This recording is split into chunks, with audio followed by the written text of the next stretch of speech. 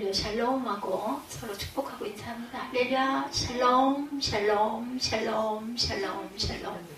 하나님 사랑합니다. 여러분 주 안에서 사랑합니다. 오늘도 4월 23일 주일입니다. 시온의 노래 이 87장 말씀이 그전부터 제가 설교할 제목으로 떠 있어가지고 여러가지 절기가 있고 행사가 있어서 밀리고 밀려가지고 결국에 이 시편 87편이 올라왔어요. 이 87편은 고라자손의 시 이렇게 나와 있습니다. 88편도 고라자손의 시. 제가 좀 찬양 드릴 때 잠깐 봤어요. 그랬더니 89편은 에스라인 에단의 마스길하고 나와 있고 90편은 여러분이 잘 아시는 모세의 노래 이렇게 쭉 이어지죠. 그 이후에는 또 다윗의 찬양들이 많이 시로 올라와 있습니다. 여러분들 지난주 또 한 주도 이번 주 한 주도 부활절을 지나가고 나서도 계속해서 부활의 영광 하나님의 은혜 또한 감사 이런 마음들로 오셨을 줄로 믿습니다. 아직 저희가 부활절 예배 뒷부분을 뜨지 않은 것도 이달 한 달은 이번 주 정도에 정리를 하기를 원합니다. 여러분들 세상에 많은 모임이 있어요. 정치적인 모임, 사회적인 모임, 또한 회합, 단체 이런 문화적인 모임들 목적별로 다양한 모임들이 있죠. 좋은 모임, 나쁜 모임이 있겠습니까? 또 그런데 또 혹여 이런 부분들 어떤 좋지 않은 부분이지만 있죠. 사단의 세상이니까 음모 누구를 해코지하기 위해서 이렇게 모임 또한 교회들도 온전치 못한 이단적인 교회들도 아주 엄청난 기세로 자라가고 있습니다. 가슴이 아프지만 현실이고 사실입니다. 생산적인 모임 아니면 낭비 뭐래죠? 놀러 가야지 낭비라고 볼 수는 없지만 어쨌든 간에 먹고 놀자 쓰자 이런 모임도 있겠죠. 헤아릴 수 없이 많은 종류들이 생각해보면 있습니다. 좋은 모임, 나쁜 모임. 그런데 그 나쁜 모임도 모이는 사람들의 또 의도는 즐기기 위해서 모이는 거겠죠. 그 중에서 하나님의 눈에 가장 사랑스러운 모임 어떤 모임일까요? 예배라고 저는 생각을 합니다. 하나님의 관심이 가장 크게 미치는 곳 어디겠어요? 세계적인 명소일까요? 아니면 유엔이나 APC 국제적 회의일까요? 학계 예술계 문학의 지도자들의 모임도 있죠. 대단한 유명 인사들의 모임 있습니다. 정경련 회합 이런 것도 있죠. 올림픽 월드컵 세계 육상 선수권 대회 같은 큰 체육 행사들도 있습니다. 아니면 인류의 행복을 위해 노력하는 NGO들의 모임도 있죠. 모두 중요한 모임이지만 하나님의 기준은 많이 다릅니다. 성경이 지속적으로 나타난 사상은 하나님은 시온을 사랑하신다는 것이죠. 야곱께서 야곱의 모든 거처보다 시온의 문들을 사랑하신다라고 오늘 본문에도 나오죠. 하나님의 성이여 너희를 가리켜 영광스럽다 말하는도다. 시온입니다. 87편은 시온의 축제에 사용되던 8편의 시온의 노래 중 하나입니다. 그래서 백성들이 행진하며 춤추며 노래하는 예식이 묘사되어 있어요. 당시 순례자들은 예루살렘으로 올라오면서 끊임없이 쉬지 않고 노래를 불렀다는 거죠. 이것이 시편이 우리는 지금 시편을 입술로 고백하지만 곡조가 있었어요. 그죠? 그래서 노래였습니다. 오늘 말씀을 통해서 시온을 향한 하나님의 사랑이 어떠한지 몇 개월을 거의 6개월 이상을 제 설교 모임 속에 들어있던 87편 말씀 시편을 제가 중간에 여러 편 설교를 했는데 그 중에서 87편이 빠져 있었는데 결국은 아껴놨던 시편이구나 하는 생각이 제 마음에 들어서 이거는 꼭 여러분과 함께 나눠야겠다 이런 생각을 했습니다. 우리에게 주시는 교훈이 무엇인지 한번 묵상합니다. 하나님은 시온을 특별히 사랑하시는도다 말씀하죠. 2절에 야훼께서 야곱의 모든 것보다 시온의 문들을 사랑하시도다. 무슨 말씀일까요? 여러분들 교회 사랑입니다. 여호와 하나님의 사랑은 시온의 문들 위에 집중되어 있어요. 본절에 하나님은 시온을 사랑하시고 그곳에 내가 축복한다고 말씀하죠. 하나님은 야곱의 모든 거처보다 시온의 문들을 더 사랑하시는 분이십니다. 여기 야곱의 모든 거처는 이스라엘 백성의 모든 거주지와 생활 터전을 가리킵니다. 이것은 오늘 성도들의 일상생활을 의미하죠. 시온의 문들에서 문들은 당시 사회생활과 경제생활의 중심지였습니다. 이 말은 도시를 뜻하는 제휴법, 부분적으로 전체를 말하는 기법입니다. 그래서 우리가 성경 말씀을 깊이 있게 느끼기 위해서는 주석이 많이 중요하고 필요하기도 합니다. 그래서 시온의 문들은 하나님의 성전이 있는 예루살렘 성을 가리키고, 이것은 신약적으로 말하면 성도들의 예배 모임 또한 교회의 회중을 의미한다라는 것. 야훼께서 야곱의 모든 거처보다 시온의 문들을 사랑하시는도다. 야훼 하나님은 이스라엘 모든 땅을 사랑하시지만 특별히 시온을 사랑한다. 교회 모임을 사랑한다. 이것은 또한 하나님께서 성도들의 모든 삶을 사랑하시지만 특별히 교회 예배 모임을 사랑하신다라는 말씀이죠. 구약의 시온은 궁극적으로 예수님 재림 이후에 이루어질 새 예루살렘을 상징했기 때문에 신약 시대의 교회를 의미합니다. 우리는 하나님의 사랑과 관심이 어디에 있는지 살펴보는 것이 아주 중요한데, 본절에서 먼저 생각할 것은 하나님은 야곱의 모든 거처를 사랑하신다라는 거예요.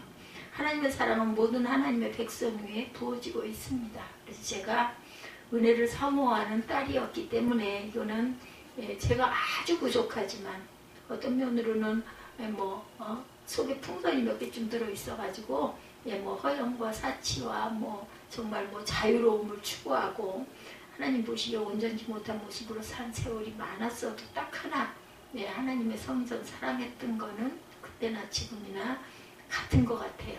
어제 제가 오랜만에 저희 집 아파트를 그 겨울옷들, 저고리들 그걸 걸 자리가 마땅치가 않아가지고 그걸 좀 갖다 숨쉬게 좀 놔둬야 되겠다. 미리 생각한 건 아니에요. 베란다에 그 생각이 나서 마침 상황이 돼서 집에를 방문을 했는데 어쩌면 그렇게 조용하고 또 정리를 잘 해놔가지고 넓고 깨끗하고 정말 아늑하고 정말 좋더라고. 햇빛도 햇살도 들어오고. 그래서 늘 마음이 걸려있는 난 화분에도 제일 먼저 가면 하는 게 그거예요. 물 많이 부어주는 거.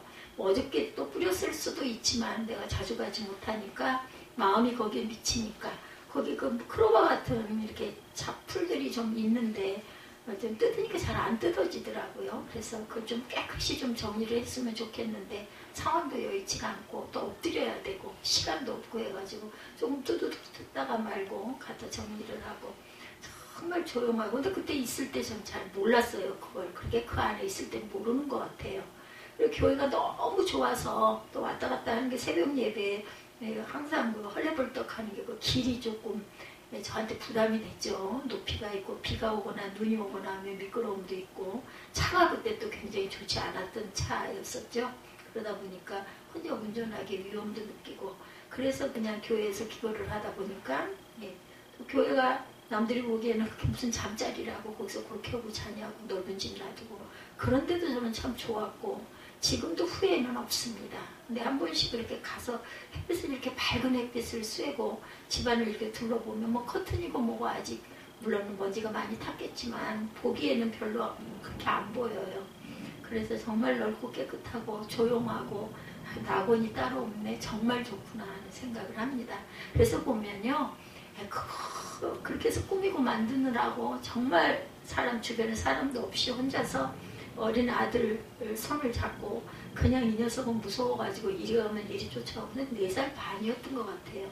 그래서 치마 꼬리를 붙잡고 다니는데 제가 혼자 힘으로 안 되니까 밑에다가 이렇게 담요 같은 거 방석 큰 거 같은 거를 깔아가지고는 그 서랍장가를 끌고 다녔어요. 어디다가 놔야 이게 어울릴지 몰라가지고 넓기는 하고 처음 그걸 놓다 보니 이사를 와서 놓는 게 아니라 처음 놓다 보니까 그걸 이리저리 끌어다 놨다가 또 아니면 또 빼고 엄청 고생했습니다. 그러니까 건강했으니까 그것도 할 수가 있었겠죠. 그랬던 기억들이 나고 사진들을 이렇게 올려다 보면서 아이고 저 녀석이 저렇게 작았는데 이렇게 컸네 이런 생각도 하게 되고 참 그래서 어떻게 보면 흔적이기도 하고 추억이기도 한데 정리되지 않은 부분이 아직도 남아있죠.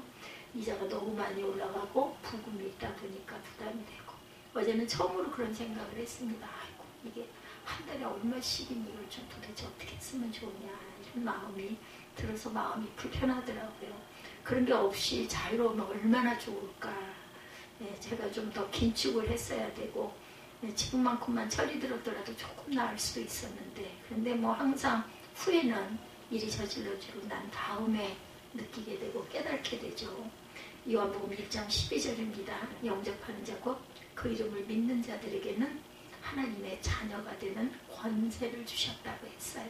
제가 인생에 태어나서 제일 잘한 거 두 가지가 있는데, 하나는 어린 날부터, 그거는 제가 타고난 거예요. 누가 뭐 전도를 해서 은혜를 받아서 또 아닙니다. 제 기억에는 어린 날부터 그렇게 교회가 좋았고 이러려고 그랬나 봐요. 큰 교회보다는 좀 초라하고 조그맣고 허술하고 이런 데를 저는 참 좋아했던 것 같고, 제가 그때 만났던 교회들이 또 그렇게 작았습니다. 작은 조그마한 교회. 그래도 그때는 아이들이 갈 데가 없어서 그랬을지는 모르지만 토요일날 모여서 찬송을 하고 예배를 드리기도 했어요. 주일날도 물론 예배를 드렸지만 이제 연습도 할 겸 해가지고 선생님하고 같이 풍금이죠. 풍금을 부르면서 토요일에 그렇게 좋았는지, 마룻바닥이었고 의자도 없었던 기억이, 제가 기억에 나는 제일 처음 제가 열심히 쫓아다녔던 교회는 4-5살, 5-6살 됐을 거예요. 저 학교 들어가기 전이니까.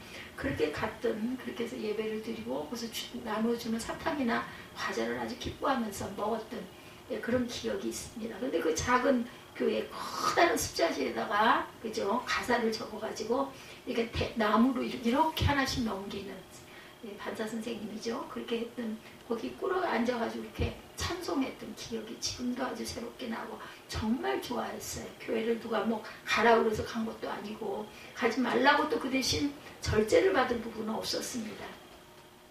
그거 하나, 그 다음에는 자녀들을 둔 거.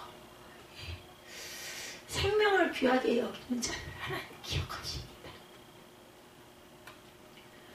그것은 감동을 온 거예요. 그래서 내가 이렇게 참 부족하고 잘못한 것도 너무나 많은데도 불구하고 이 나이까지 살아서 하나님의 은혜를 증거하고 전하면서 눈물이 날 정도로 감동 있게 하시는구나. 여러분들 주변에 후배들이 생명을 소홀히 하려고 하는 분들 계시면 꼭 전해주시기 바랍니다. 하나님은 그 생명의 피값을 반드시 희생하고 착한 마음을, 하나님의 마음을 먹는 그 말씀에 그 마음을 먹는 자에게 축복하시는데, 저는 그런 생각을 하고 내가 이렇게 하면 이렇게 복을 받을 거니까 내가 해야지 이런 생각하는 적 그럴 재미도 못 되고요. 뭐 신학적으로 깊이가 있는 사람도 아니었기 때문에 아이를 출산할 때 그런 생각을 하고 한 것은 아니에요. 다만 안 돼, 그러면 안 돼, 절대로 그럴 수는 없어, 이 마음이었습니다. 그래서 아이들을 하나님이 주시는 만큼 열심히 낳아서 양육한 거, 그거 하나 뭐 온전하게 양육도 잘 못했죠. 내 욕심이 많아가지고. 그랬지만 어쨌든 저 세상에 빛을 보지 못할 아이를 끝까지 내가 책임을 졌던 부분, 그거 하나 잘한 거네, 내 생각이 그렇게 옵니다. 모든 믿는 자는 하나님의 사랑받은 자녀들이에요. 위대한 타이틀이죠. 하나님은 그들을 위해서 누구까지? 독생자 아들까지 희생을 하셨습니다. 그래서 우리가 부활의 영광을 아주 기뻐하잖아요. 왜냐하면 우리에게 영생을 주셨기 때문에.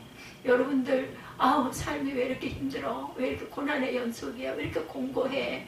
왜 이렇게 피곤하고 휴식이 없어? 이런 마음이 혹시 들 때가 있으시니까 그렇더라도 염려하지 마세요. 우리 한평생이 요즘에는 그 생명이 많이 연장돼서 90도, 100도 간다고 하지만 그래봐야 100이고 우리가 열심히 활동할 수 있는 기간은요, 한 40년, 그죠? 그 정도밖에 안 되지만 우리에게 영원한 생명을 주신 하나님께서 우리에게 그 문을 통과하고 나면, 물론 죽음이라는 문이 있지만 그 문 그냥 눈 딱 감고 한 번만 통과하고 나면 영생의 축복을 주신다라는 거. 그러면 그 고난, 고단, 그죠? 우리 그런 얘기 많이 하잖아요. 밥 챙겨 먹기도 정말 귀찮아. 뭘 그렇게 일어났다 섰다 하는 게 너무너무 피곤하고 힘들고 번거롭고, 너무 피곤할 때는 어떻게 해요? 다른 거 다 못해도 그냥 먹는 거 포기하고 그냥 대충 해놓고 딱 누우면 얼마나 편안합니까? 그 눕는 그 순간이. 그거 아마 고난 분들은 아마 여러 번 느끼실 겁니다.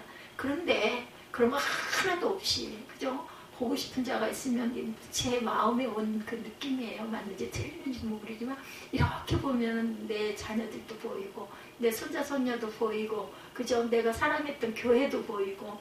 예, 그런데 더 축복을 받은 거는 후대가 쭉 이어가는 거. 우리 교회가 후대들이 잘 이어가는 거. 뭐 많은 인원 아니어도 괜찮아요. 물론 처음에 개척을 할 때는 다들 그 꿈이죠, 꿈. 이렇게 품죠. 내가 이렇게 개척을 해서 열심히 하나님 말씀을 증거하고 전하고 찬양하고 막 은혜 받고 하면은 많은 사람들이 와가지고 예배 참석해서 함께 기뻐하고 축복하고 하면 얼마나 좋을까. 좋은 그러한 그 이상이고 꿈입니다. 그런데 그렇게 안 될 때가 너무나 많잖아요. 그러면 실망하고 절망하고 합니다. 그런데요, 그렇게 하면서 우리가 한 해 한 해 가다 보면 나중에는 어디까지 이르게 되느냐 하면 나 혼자라도 예배는 할 거야. 예배 드릴 거야. 하나님 보시잖아. 영이신 하나님이 안 계시다 보니까 예배 드릴 이유가 없어요. 모르죠. 그런데 영이신 하나님이 계시고 우리를 내려다보고 계신다라고 생각을 한다면 인원이 많으면 더 좋겠지만 그 여러 분들의 그 기도와 또한 찬양과 또한 바라봄이 있다 보면은 설교하는 설교자는 굉장히 기쁘니까 힘이 나죠. 그럴 수 있지만 뭐 없어서 한두 두세 명이라 할지라도 아니면 아무도 없어서 제가 새벽 예배를 간간히 혼자 드리기도 하는데 혼자 드리면 어때? 말씀 속에서 내가 은혜를 받고 내가 자랐는데, 그러니까 이곳이 있는 이곳이 너무나 기쁘고 즐거운 거예요. 그래서 거기다가 탁 누워서 쉴 수만 있으면 그 이상 좋은 게 없어요. 근데 또 그렇게 누워서만 있으면 안 되잖아요. 또 일어나야죠. 움직이기도 해야 되고. 그래서 참 저는 잘했구나. 그거 하나님께서 주신 그 은혜, 그 은혜를 제가 꼬마 때부터 무의식적으로 깨달아가지고 교회를 좋아하고 가까이 하고, 그때는 이런 크리스탈 이런 게 아니었잖아요. 예, 강단이 전부 다 나무로 돼 있죠. 왜 그렇게 좋았는지 몰라요. 그 강단이 좀 뭐 일상적으로 볼 수 없는 거잖아요. 가면 그냥 이렇게 어렸을 때부터 이렇게 쓰다듬고 다니고, 막 걸레가 있으면 막 걸레로 닦고 다니고, 그건 나이가 들어서도 마찬가지입니다. 20, 30대가 돼서도 그냥 교회만 가면은 먼지가 있으면 막 원래부터 닦는 걸 좋아했던 것 같아요. 그냥 열심히 닦고 다녀가지고, 내가 배우자에게 야단을 맞은 적도 있어요. 맨날 허리 아프다고 하면서 교회만 가면 뭘 그렇게 닦고 다니냐고. 안 해도 될 건데 남들이 다 할 사람 다 있는데, 거기도 봉사자들이 다 있는데 뭘 주일날 가면 그걸 그래 닦느라고. 그리고 이제 목사님 뭘 막 해드리고 싶어가지고, 그래서 제가 말을 듣고, 요즘에는 이제 아들 눈치를 많이 보죠. 사무엘아 저거 달아야 되는데, 그러다 보면 이제 이쁜 소리 못 듣죠. 속으로 이것도 하나님 일을 하는데 내가 핍박이라고 생각을 하자. 그러면서 이제 웃습니다. 아들이 커가지고 나보다 키가 크고 제 키가 이렇게 작아져가지고 도저히 불가능해요. 그러니까 사무엘은 나는 이거 못해. 불가능해서 저걸 뜯을 수도 없어. 근데 네가 좀 잘라주고 이걸 좀 걸어줘야 되겠다. 절기가 왔고 이건 지나갔는데 해야 되고, 내 마음에 해야 되는 마음이 있으면 저걸 꼭 해야 나는 마음이 편하니 사무엘 어차피 할 거 이거 좀 하자. 눈치를 이제 미리부터 보죠. 작정을 해가지고. 모든 믿는 자는 하나님의 사랑받은 자들이라는 거. 우리 아들도 아마 그 모습을 하나님이 보시기 때문에 점점 하나님의 은혜 안에, 특별히 내가 없을 때는 더 하나님 생각을 많이 하리라고 생각합니다. 하나님은 사랑하는 자녀에게 귀한 약속을 주셨어요. 눈동자같이 지켜주신다는 약속, 끝날까지 함께 하신다는 약속, 그죠? 영원한 천국을 상속해 주겠다는 약속을 하셨습니다. 어디에요? 성경에 있죠. 성도의 개인의 신앙생활 일거수일투족은 하나님의 사랑의 대상입니다. 주님은 성도의 기도에 응답하시고 성도의 그 봉사, 헌신 이 부분에 보상하시는 하나님이죠. 절대로 공짜는 없어요. 우리 에스더 전도사가 교회에 그동안 14년 동안 정말 물질적으로 헌신합니다. 많습니다. 때로는 가끔 그 생각을 해요. 배우자가 해야 할 몫을 하나님께서 안 하고 못하니까 바꿔주셨구나. 그 은혜가 부어질 줄 믿습니다. 다른 건 다 모르지만 물질적으로 공고함 당하지 않을 거예요. 왜냐하면 하나님은 절대로 공짜가 없으신 하나님입니다. 우리 이건적 집사도 마찬가지예요. 가끔은 억울하고 벗어나고 싶고 도망가고 싶고 근데 어쩌지도 못하고 오다 보니까 정이 들고 포기하게 되고 지금도 말도 못하게 그 부분이 많이 손해스럽게 여겨지고 내가 무슨 짓을 하고 앉았어 가지고 박차고 나갈 수도 있는데 차마 못하고 있는 거 하나님의 섭리였어요. 왜 하필이면 나한테 이 짐을 주셨습니까? 그럴지도 몰라요. 근데 아마 하나님께서 특별한 뜻과 생각이 있으셔서 우리가 깨닫지 못하는 거 한치 앞을 모르잖아요. 누가 이렇게 될 줄 알았어요. 그죠? 지금 이때 그때 십수년 전에 그때 생각할 때는 언젠가 끝나겠지. 몇 년 후에 아니면 내년에 아니 내가 그냥 그냥요. 지금 여름이니까 가을에 내가 탁 이렇게 해서 나서서 가야지. 왜 못 가? 이런 생각도 아마 수도 없이 해마다 했을 수 있어요. 근데요 하나님께서는 공짜가 없으시다는 거를 절대 잊지 마시기 바랍니다. 그런 생각을 하면서 제가 어제도 잠깐 그런 생각을 했지만 정말 하나님께서 자녀 위에 하나님이 축복해 주신다면 또 제가 자주 만나지 못하는 자녀들도 있잖아요. 하나는 구원을 아직 못 받았는지 모르겠지만 구원받게 해주시고 또한 하나님께서 달란트 준 딸에게는 하나님이 또 더 영광 받으시기 위해서 더 잘 자라게 하시고 그래서 분명히 하나님 뜻이 제가 보지 못하고 간다 할지라도 아까도 말씀드렸지만 위에서 내려다볼 수 있으니 그런 모습들을 보면서 저는 얼마나 기뻐할까요? 저는 그래서 너무너무 감사하고 기쁩니다. 성도의 찬양과 감사를 하나님께서 기뻐 받으신다는 것.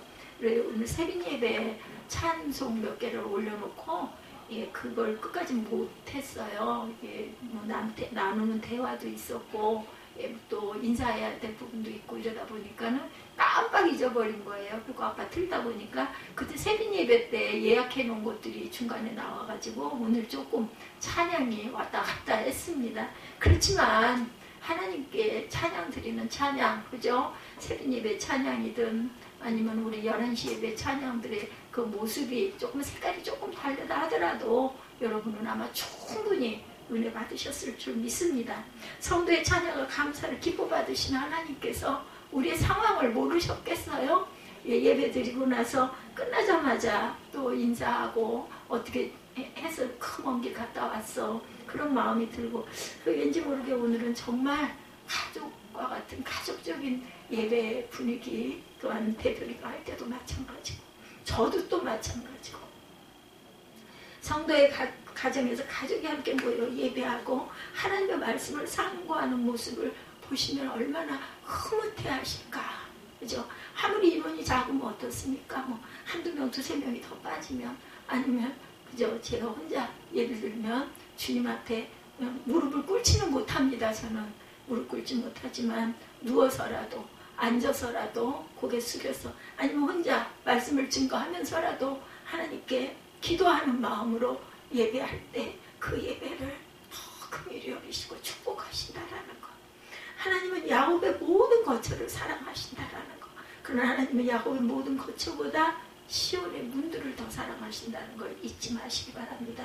본문의 강조점을 절대로 놓치지 마세요. 주님은 시온의 문들을 그 무엇보다 사랑하신다고 그랬어요. 여기서 사랑한다는 단어는 비교급으로 나타납니다. 이스라엘의 아름다운 도시들이 많지만 주님은 특별히 시온을 택하사 자신을 계시할 장소로 삼으셨다는 의미예요. 예루살렘을 선택하셨고 132편 13절 돌보시는 하나님 48편 3절입니다. 주님은 시온을 향해 특별한 약속을 주셔서 역대하 7장 15, 6절에 이제 이곳에서 하는 기도에 내가 눈을 들고 귀를 기울이니 이는 내가 이미 이 성전을 택하고 거룩하게 하여 내 이름을 여기에 영원히 있게 하였습니다. 내 눈과 내 마음이 항상 여기 있으리라 이렇게 말씀하세요. 역대하 7장 15, 6절입니다. 이곳에서 하는 기도에 이 땅에 전쟁이나 기근 혹은 무서운 전염병이 돌 때 이곳에서 하는 기도에 하나님은 눈을 들고 귀를 기울이시겠다라는 약속이에요. 제가 코로나 3년을 저처럼 건성으로 건너온 사람도 아마 많지 않을 거예요.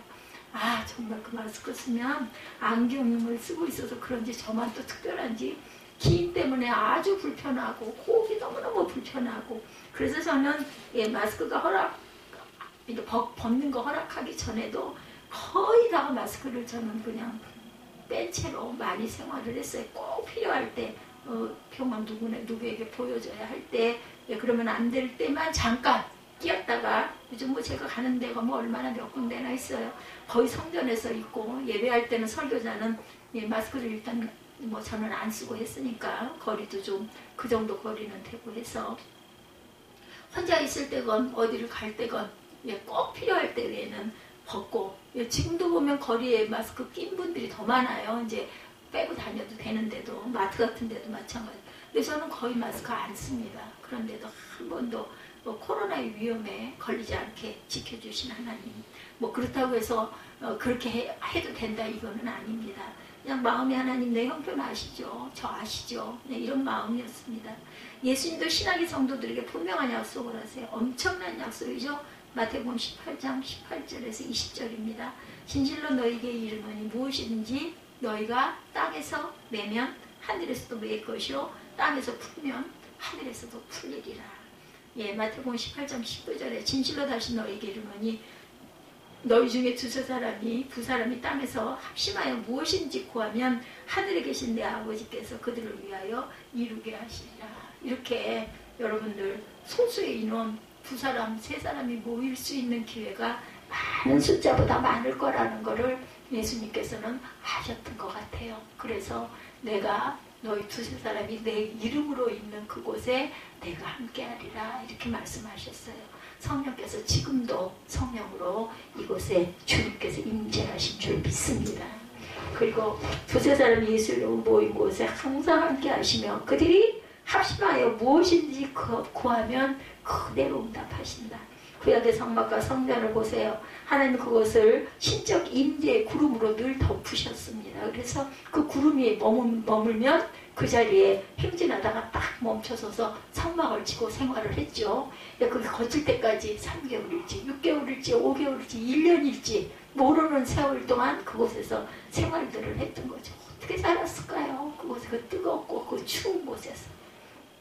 기적 같아요. 저는 감히 상상도 엄두도 안 납니다. 그런데 하나님께서 하게 하시면 할 수 있다라는 거죠. 내가 하려는 상상을 하니까 나는 죽어도 못해이지만 그 상황이 돼서 하나님이 힘 주시고 능력 주시고 할 수 있다 해보자 해봐라 라고 말씀하시면 우리는 뭐예요? 순종만 하면 됩니다. 할 수 있는 거죠. 하나님이 너무나 잘하시는데 더 잘하시는데 나보다 나를 더 잘하시는데 모세의 성막과 솔로몬의 성전은 하나님의 영광으로 항상 충만했습니다. 시인의 노래를 들어보세요.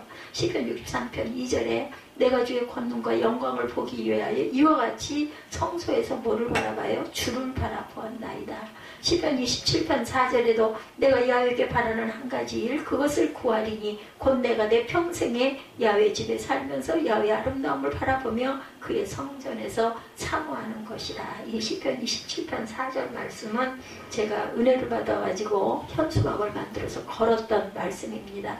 84편 1절에도 만군의 야훼여 주의 장막이 어찌 그리 사랑스러운지요. 여러분들 제가 기도할 때 많이 썼던 구절들이죠. 반모섬에 유배되어 있던 사도 요한은 7 금축대 사이에 다니시는 예수님을 보고 그 놀라운 영광의 빛 앞에 엎드려져 죽은 자같이 되었다고 했어요. 계시록 1장 12절에 보면 몸을 돌려 나에게 말한 음성을 알아보려고 돌이킬 때 7 금축대를 보았는데 계시록 1장 13절에 촛대 사이에 인자 같은 이가 발에 끌리는 옷을 입고 가슴에 금띠를 띠고 14절에 그의 머리와 털에 희기가 흰 양털 같고 눈 같으면 그의 눈은 불꽃 같고 15절에 그의 발은 풀보불에 단련한 빛난 주석 같고 그의 음성은 많은 물소리와 같고 16절에 그의 오른손에 7별이 있고 그의 입에서 좌우에 날선 검이 나오고 그 얼굴은 해가 힘있게 비치는 것 같더라. 이렇게 증거하고 있습니다. 계시록 1장 12절에서 16절 말씀입니다. 교회 공적 모임 안에서 예수님은 당신의 선하심과 신실하심 그리고 불변의 진리와 풍성한 은혜를 마음껏 나타내십니다. 주님은 성도들의 모임을 어떤 것보다 더 사랑하신다라는 것. 교회에서 2000여 년 동안 얼마나 많은 박해가 교회 위에 쏟아 부어져 왔으니까 주님은 수많은 박해 속에서도 자신의 몸된 교회를 지켜오셨어요. 모든 핍박과 박해는 공적인 모임 위에 가해집니다. 지금도 북한에서는 저는 확실히 몰랐어요. 근데 신문에 정확하게 나와 있더라고요. 뒤에 숫자는 생각이 안 나요. 2800 몇십 개 교회이더라고요. 보면 개인이 조용히 마음속에 믿음을 갖는다고 해서 핍박받지는 않습니다. 지옥의 성도들은, 지옥의 권세는 성도들의 공개적인 모임 위에 공격의 화살을 쏘아댑니다. 과연 마귀는 연약한 초대교회를 향해 무서운 박해의 불화살을 쏘아대요. 그러나 주님은 끝까지 교회를 사랑하셨고 그 모든 어려움을 능히 견디게 하셨어요. 본절의 말씀은 놀라운 소식이에요. 하나님은 시온의 문들을 이처럼 사랑하셨다. 우리 주님은 회중의 기도와 찬양을 기뻐 받으시고 응답하십니다. 여러분들, 설교는 제가 하지만 찬양과 경배 우리가 다 참여할 수 있는, 그리고 그 입술의 모든 고백을 하나님께서는 들으시고 아신다는 걸 잊지 않고 열심히 찬양하시고 기도하시기 바랍니다. 묵상하시기 바랍니다. 주님은 세상의 어떤 모임보다 자기 백성들의 모임을 사랑하세요. 우리 모두 이 주님을 더욱 믿고 사랑하시기를 주님의 이름으로 축복합니다. 두 번째, 시온은 영광스러운 하나님의 성이로다. 3절이죠. 하나님의 성이여 너희를 가리켜 영광스럽도다 말하는도다. 여기서 말하는 자들이 누구예요? 순례자들이에요. 이들은 시온성을 향하여 먼 길을 걸어서 순례를 왔죠. 그리고 지금 언덕 너머 예루살렘 성을 바라보면서 탄성을 지르고 있어요. 하나님의 성이요, 시온은 창조적 권능을 지니신 바로 그 하나님의 도성이라는 의미죠. 말하는 도다, 노래하는 도다 라는 뜻입니다. 노래한다는 뜻. 시온은 주님의 임재와 진리를 상징하고 우리의 자유와 평화를 나타내기 때문에 많은 사람들이 시온의 영광을 노래할 것이다. 시온은 영광스러운 하나님의 성이에요. 성도의 공적 모임은 주님의 눈에도 참으로 영광스러운 모습으로 비치고 있다. 시온의 영광은 교회의 영광입니다. 여러분들, 우리 모두는 영적 눈을 뜨고 예수님의 교회의 영광스러운 모습을 볼 줄 알아야 합니다. 성도들의 공적 모임에서 주님의 은혜를 가장 충만히 받게 됩니다. 공적 모임이 아니고도 은혜 받는 경우는 많지만 개인의 골방이나 가정 예배 혹은 개인적인 섬김의 장소에서 은혜를 받습니다. 그러나 공적 예배를 통해 성령의 모든 은혜의 역사를 체험할 수 있고 공예배의 처음부터 끝까지 믿음의 진수가 발휘됩니다. 거기서 소망이 함양됩니다. 우리 속에 사랑이 불타오르게 되고 감사가 넘치게 되죠. 거기서 겸손의 영이 자리를 잡게 되죠. 우리의 몸과 영과 마음이 주님을 신뢰하게 되고 주님께 영광을 돌리게 됩니다. 시온 영광스러운 것처럼 성도의 공예배 모임은 참으로 영광스러운 모임이라는 것을 잊지 마시기 바랍니다. 이 모임 속에 거룩한 하모니가 나타납니다. 세상에 어떤 곳이에요? 죄로 인해 하나님으로부터 분리된 인류가 사람끼리도 분리되어 태초의 에덴 동산의 하모니를 잃어버린 곳이에요. 그래서 세상은 여러 가지 차별로 가득하게 되고 반목하고 질시하게 되었어요. 그런데 구속받은 성도들의 모임 속에 차별이 사라지게 됩니다. 성도의 공적 모임 속에 남녀노소 빈부 귀천의 차등이 없이 모든 사람이 함께 섞여 하모니를 이룹니다. 시대가 이렇게 되다 보니까 청년 교회가 생겼어요. 저는 그 기사를 이렇게 보면서 그러면 나이가 좀 든 사람들은 여기는 가지도 못하겠네. 청년들만 모아서 예배를 드리는, 글쎄요, 그게 또 어떤 그 특성이 있어서 뭐 연예인 교회처럼 연예인들만 모이는 그런 교회처럼 청년교회가 있으면 그럼 노년교회도 생기려나 실버교회가 있으려나 이런 생각을 해봤습니다. 교회 공예배 모든 사람이 함께 모여 말씀을 듣고 기도하고 서로 사랑하는 모임, 성경은 말씀합니다. 너를 가리켜 영광스럽다 말하는도다. 교회는 또한 진리의 보고죠. 디모데전서 3장 15절에 이 집은 살아계신 하나님의 교회예요. 진리의 기둥의 터니라. 교회는 진리의 기둥의 탑입니다. 세상에서 진리를 발견할 수 있는 유일한 곳, 교회는 진리를 드러내고 진리를 수호하는 곳입니다. 교회 성도들은 이를 위해 예수 그리스도와 함께 생사를 같이 하기로 결심한 사람들이죠. 주님의 제자들의 모임은 천국의 모습을 연상시킵니다. 교회는 모든 계층, 모든 지역의 사람들이 오직 한 가지 목적, 하나님과 어린 양 예수 그리스도를 경배하기 위해 모이죠. 이런 성도들의 모임은 영광스럽고 영광스러운 모임이다. 영국에서 있었던 실화입니다. 어느 교회에 한 열성적인 형제가 있었어요. 그는 예배할 때마다 빠짐없이 항상 맨 앞자리에 앉아서 설교 중에 감동이 되면 큰 소리로 어떻게 했겠어요? 할렐루야 했던 그런 사람. 또 하나 아멘을 열심히 외치던 그런 분이었어요. 이 형제가 소리칠 때마다 어려움을 느껴요. 목사님 설교하다 말고 깜짝 놀라게 되고 말이 끊어지고, 그죠? 얼마나 불편하셨겠어요. 그래서 속으로만 아멘을 하라고 이렇게 달렸대요. 하도 반복이 되다 보니까 염려가 돼서 그 다음에 예배 드리기 전에 미리 가가지고 조용한 목소리로 조금 작게 속으로만 좀 해줘주세요. 제가 좀 이렇습니다. 하겠다고 목사님 알겠습니다. 근데 막상 예배가 시작되면 약속 까맣게 잊어버립니다. 때로는 자리에서 일어나서 벌떡 일어나서, 근데 그 외국에서 그 예배하는 실험 진짜 보니까요, 흑인들 특히 정말 예배할 때 엄청 시끄러워요. 막 소리치고 막 일어나고 막 손들고 할렐루야. 목사님 설교가 들리기나 할까 싶을 정도로 한두 사람이 아니고 많은 모임이 모여가지고 그냥 사람들이 막 제각각 일어나가지고 막 손을 들고 이러니까 정말 불편했을 거예요.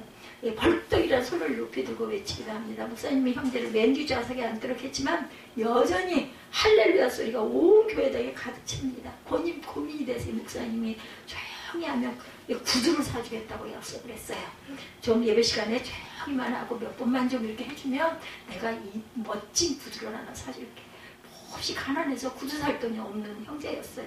그 다음 주에 목사님은 안심하고 예배를 인도하기 시작합니다. 설교를 통해 주님의 은혜와 사랑을 전하기 시작해서 그 순간 교회당 전체에 우렁찬 소리가 울려 퍼집니다. 할렐루야 할렐루야. 구두가 문제냐? 나 구두 필요 없어. 할렐루야. 정말 은혜에 도취된 거죠. 주님의 은혜가 우리에게 와닿는다면 구두 문제가 있겠어요? 글쎄요, 저 같으면 어땠을까요? 예쁜 구두를 사기엔 아주 가난한데 신발을 살 수 있는 여유도 없는데 정말 뭔가를 아니 세단을 한 대 사준다 한다면 안 할 수 있을까요? 근데 이분은 안 되는 돈이든 명예든 권세든 무엇이 문제가 되겠느냐는 거죠. 살든지 죽든지 우리 몸 안에서 주님만이 존귀게 되는 건 오직 그것만이 중요한 문제인 것이죠. 여러분은 예배 가운데 주님의 영광을 목도하고 계십니까? 이 영광스러운 모임에 저와 여러분이 함께하고 있다라는 것, 이곳에 은혜가 쏟아지는 현장이 되도록 가슴 벅찬 감동의 자리가 되도록 우리의 영광스러운 책교회 위에 우리의 사랑을 더욱 쏟아 부으십시다. 세 번째, 시온은 구속받은 자 모두의 어머니로다. 7절입니다. 노래하는 자와 뛰어노는 자들이 말하기를 나의 모든 근원이 내게 있다리로다. 나의 모든 근원이 내게 있다리로다. 마지막 절이죠. 이제 시야를 넓혀 나라 밖의 열방을 시인은 바라봅니다. 본문 4절에서 5나라를 언급하고 있는데 이들은 모두 열국을 대표합니다. 라합 애굽이죠. 바벨론, 블레셋, 두로, 그리고 구스는 이스라엘에게 적대시되고 멸시되는 나라들이에요. 그런데 시온은 열국의 어머니로 그들을 낳았다 이렇게 말합니다. 6절에 야훼께서 민족들을 등록하실 때는 그 수를 세시며 이 사람이 거기서 낳았다 하시리로다. 무슨 말씀이에요? 주님은 민족들을 등록해둔 책과 장부를 갖고 계시고 그들의 시민권을 이제 수정하여 주신다라는 거예요. 본문은 세계의 모든 사람들이 시온의 백성으로 통합될 것을 예언합니다. 여기 시온은 수많은 자식을 양산하는 어머니의 이미지로 묘사되고 있어요. 어머니, 시온. 그죠? 시온은 구속받은 자 모두의 어머니이다. 교회가 어머니의 역할을 한다라는 거죠. 여기 노래하는 자와 춤추는 자는 시온산 축제에 참여한 자들을 가리킵니다. 저와 여러분을 가리키죠. 이들은 주께로 돌아와 하나님의 백성으로 탄정받은 자들이에요. 이들은 감사와 감격으로 축제를 벌이지 않을 수가 없어요. 즉 시온은 구원받은 자 모두의 어머니다. 예수 그리스도의 교회는 세계 모든 민족을 품에 안은 어머니다. 그래서 보면 하나님 아버지 안 하고 하나님 어머니 하는 교회들도 있긴 있더라고요. 본 10회 나타나는 우주적인 하나님의 나라를 보시기 바랍니다. 여기서 시온은 세계 모든 나라들의 모태로 묘사하죠. 이방 민족에 대한 배타성이 사라졌어요. 시인은 예수님을 통해 탄생할 우주적인 교회를 영적인 눈으로 바라보고 있어요. 놀라운 통찰력이고 시대를 뛰어넘은 예지입니다. 6, 7절에 여호와께서 민족들을 등록하실 때 그 수를 세시며 이 사람이 거기서 났다 하시리로다. 노래하는 자와 뛰어노는 자들이 말하기를 나의 모든 근원이 내게 있다 하리로다. 모든 근원이 내게 있다 하리로다. 예수님은 몸된 교회는 복의 원천이라는 것, 생수의 근원이신 예수님은 교회의 기쁨의 샘물, 생명의 샘물을 공급하십니다. 주님은 지금 천하 만민이 교회 품에 안기도록 성령으로 역사하고 계세요. 이 시간 그저 예배드리는 모든 하나님의 교회들 위에, 또한 성도들 위에. 그런데 이 세상은 이방인들에게 얼마나 차비찬 곳일까요? 당시 이스라엘뿐 아니라 지금 우리나라도 예외가 아니죠. 코리안 드림을 안고 고국동을 찾아온 교민들, 지금 우리 사회는 작은 마음의 여유도 베풀지를 못하고 있습니다. 목숨을 걸고 북한을 빠져나와 남으로 온 탈북자들 중 많은 분들이 제대로 정착을 하지 못하고 고생하고 있어요. 전 세계에서 중국 사람들이 학교로서 제대로, 화교로서 제대로 정착하지 못하고 오랫동안 살던 곳을 속속 떠나가는 나라는 우리나라밖에 없다고 하네요. 미국 세인트루이스에서 만났던 어떤 중국인은 한국에서 받았던 외국인으로서의 여러 가지 차별 대우에 대해서 불을 켜고 성토를 하더랍니다. 우리 교회가 하나님의 시온성으로 그러한 이들을 품을 줄 아는 마음을 가져야겠습니다. 제가 교회를 처음 창립할 그 즈음에 외국인 문화들이 많이 들어왔었어요. 그래서 저도 영어로 통역 아니면은 설교 이런 부분도 참 귀하고 필요하겠구나라는 생각을 했던 그런 때가 있었습니다. 우리에게 필요한 것은 남을 먼저 대접하고자 하는 마음, 나도 그러한 상황에 처할 수 있다는 이해와 용서와 사랑의 마음, 즉 예수님의 마음을 품는 것이 가장 중요합니다. 나그네와 이방인이었던 우리였잖아요. 우리 또한, 그렇죠? 불쌍한 우리를 사랑하시고 구원하신 하나님의 은혜를 우리가 잊지 말고 늘 기억해야겠습니다. 하나님의 교회는 나그네와 고아를 위해 따뜻한 보금자리라는 것, 하나님의 교회는 모든 민족에게 복음을 전파하고 그 결과 열방이 주께로 돌아와 함께 예배하는 교회죠. 우리에게 시온의 노래가 흘러나와야겠어요. 하나님의 교회 회중들의 예배 모임을 특별히 사랑하신다고 자부심을 가지고 외치시기 바랍니다. 영광스러운 하나님의 도성이고 교회는 구속받은 자 모두의 어머니라고 소리 높여 노래하십시다. 이 시간 우리 자신에게 물어보십시다. 나는 시온의 문을 사랑하고 있는가? 아멘. 나는 우리 교회를 진정으로 사랑하고 있는가? 아멘. 나는 우리 교회 성도들의 공적 예배 모임에 벅찬 감동으로 늘 참여하고 있는가? 아멘. 여러분의 공예반 모임을 통해 얼마나 여러분은 은혜를 받고 계십니까? 여러분은 믿음의 날로 성장 잘하고 있다고 여기십니까? 여러분은 성령의 위로를 경험하고 계십니까? 경건의 능력은 또한 어떻습니까? 하늘나라에 대한 소망이 점점 자라가고 계십니까? 우리가 사랑하는 시온, 우리의 영광스러운 예배 모임을 더욱 아끼고 더욱 사랑하게 되시기를 주님의 이름으로 축원합니다.